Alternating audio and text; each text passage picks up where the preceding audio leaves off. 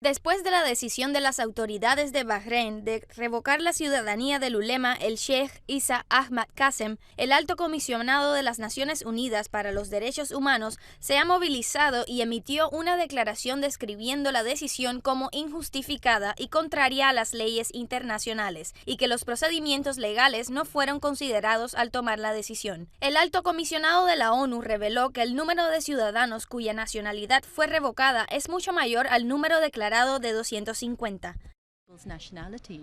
Las autoridades de Bahrein deben detener de inmediato la revocatoria de la nacionalidad de los ciudadanos, ya que es una clara y flagrante violación de los derechos humanos, siendo la nacionalidad derecho de todo ciudadano. Estamos en contacto con las autoridades de Bahrein para recuperar la ciudadanía de las 250 personas y creemos que esta es una cifra mínima, ya que existe una alta probabilidad de que el número sea mayor. Los movimientos de oposición de Bahrein se incrementan ante la sede de la ONU en Ginebra, reuniones, contactos y conferencias para aclarar las violaciones que ocurren en su país.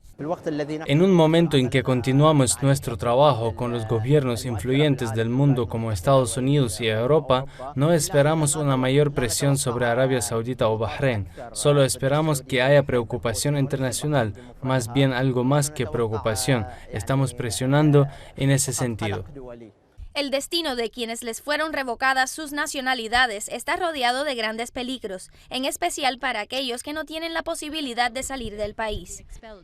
Si el que fue privado de su nacionalidad tiene otra nacionalidad, puede residir en su segundo país y esto también es una violación de los derechos humanos. Pero quien no posee sino la nacionalidad de su país, tendrá una de dos opciones. La primera, pedir asilo a otro país. Mientras tanto, quien permanece en su país quedaría fuera de la ley y estaría privado de sus derechos civiles. Las movilizaciones en las Naciones Unidas no tienen repercusión en Bahrein y paralelo con las declaraciones del alto comisionado de la ONU para los Derechos Humanos, las autoridades de Al-Manama continúan reprimiendo a la oposición y la más reciente fue el allanamiento de la oficina de Al-Bayan perteneciente al ulema Qasem.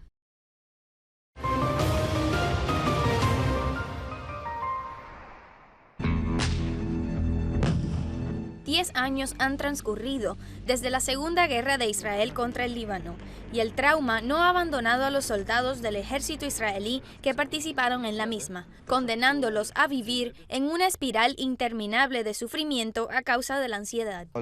Camino por la calle y empiezo a llorar, y cuando pasa un helicóptero me altero de inmediato, y cuando miro las luces de las montañas siento como si me estuvieran disparando misiles. Derrumbe, obsesión, terror permanente son algunos de los síntomas que padecen estos soldados. La cinta de los recuerdos no deja de girar, agotando a sus mentes, y las aldeas del sur libanés de las que intentaron huir sin éxito se niegan a dejarlos en paz. Entramos desde Sarit hasta llegar a Tiro, a pie atravesando todas las aldeas, cruzando desde una hacia la otra, con el número de muertos en aumento y los tanques, con mayor crueldad, confusión y debilidad. El diario de la guerra y el ruido de las armas se convirtieron para esos soldados en una realidad cotidiana. Lo viven desde hace 10 años y la llama del trauma que abrazó a su ser espera la oportunidad para estallar. Es un asunto simple. Observas como si estuvieras viendo una película nítida. Ves la imagen con sangre, sonido, ruido y olor. Se te enrojecen los ojos, ves la escena con los ojos abiertos o cerrados. No logré progresar en la vida. Contengo la respiración con las memorias y las películas y la muerte. Recuerdo lo sucedido y percibo el olor de los cadáveres.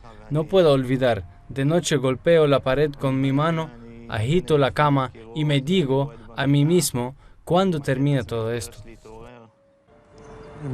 Con el tiempo todo se desmantela. He perdido un trabajo tras otro. Cuando no puedes dormir de noche o levantarte en la mañana no podrás tener éxito. En lugar de ser independiente y productivo me he convertido en una carga. Markaba, Bin Shibel, Altiva, Al-Hiyam y otras son nombres de aldeas del sur libanés que estos soldados no pueden olvidar. Desde ahí recogieron su derrota y regresaron porque simplemente no podían continuar. Los recuerdos de aquellos soldados se repiten. La misma historia, pero con otro nombre. Después de todo este tiempo, estos soldados viven en las habitaciones de sus casas como si los 10 años no hubieran transcurrido. Recuerdos que están presentes en cada rincón y los acechan hasta en la vigilia.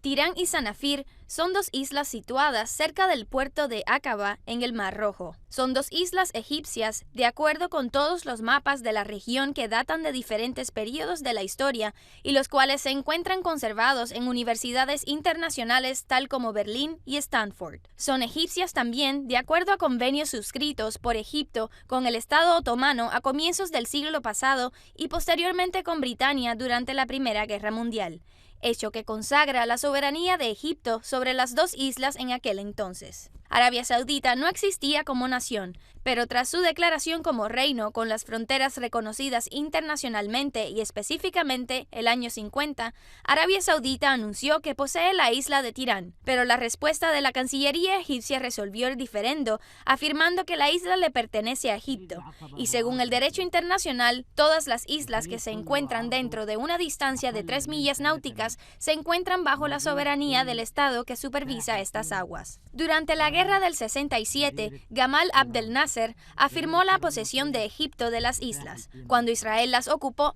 y en las que murieron soldados egipcios y otros fueron capturados defendiéndolas.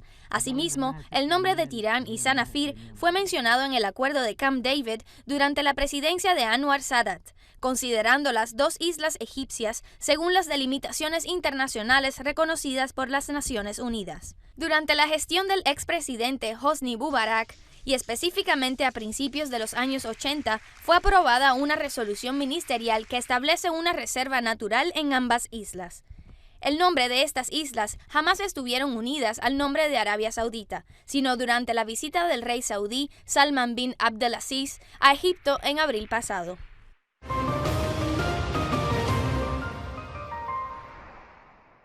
Hoy fue en la frontera y antes en las afueras de Ammán.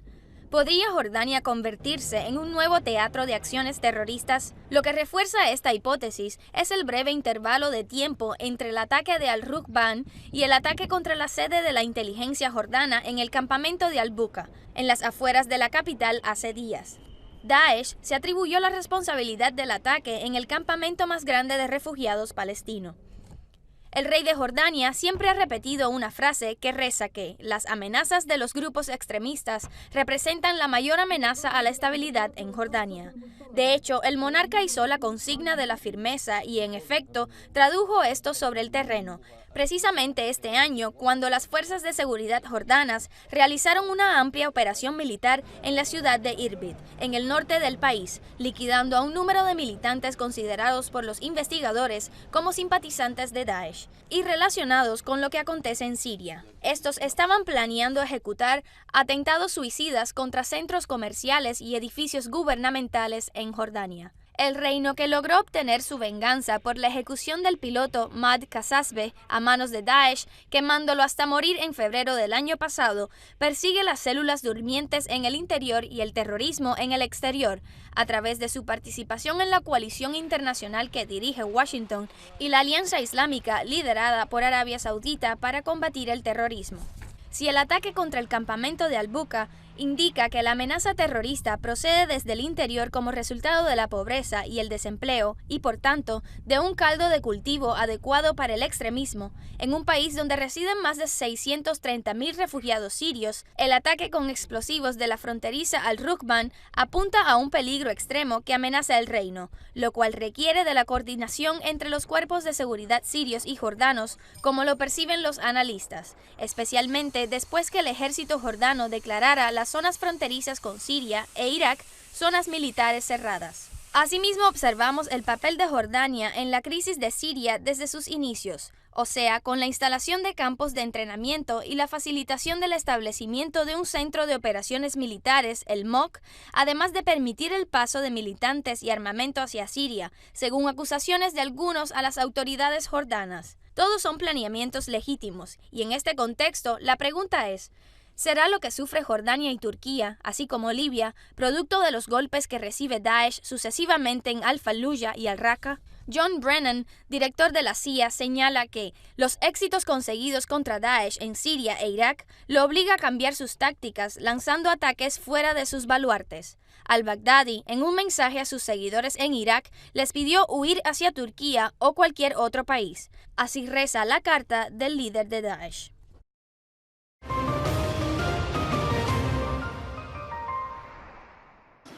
La falta de vivienda afecta la vida de la mayoría de las familias en la ciudad fronteriza de Abs, en la provincia de Hajj, en el occidente de Yemen. Mustafa es la historia que resume el tiempo y el lugar, ya que después de perder todo lo que posee a causa de la guerra, vive sin hogar y sin un lugar que le sirva de albergue o que lo proteja del calor o del sol. El dolor causado por la guerra, el desempleo, la pobreza y la enfermedad afectó a muchos en la ciudad de Abs. Mustafa es solo uno de ellos. La guerra los dejó a todos en las calles, recogiendo los envases de plástico que venden para poder vivir, aunque sea con un poco. Las calles se encuentran abarrotadas con cientos de personas sin hogar que duermen en el suelo y se cobijan con el cielo.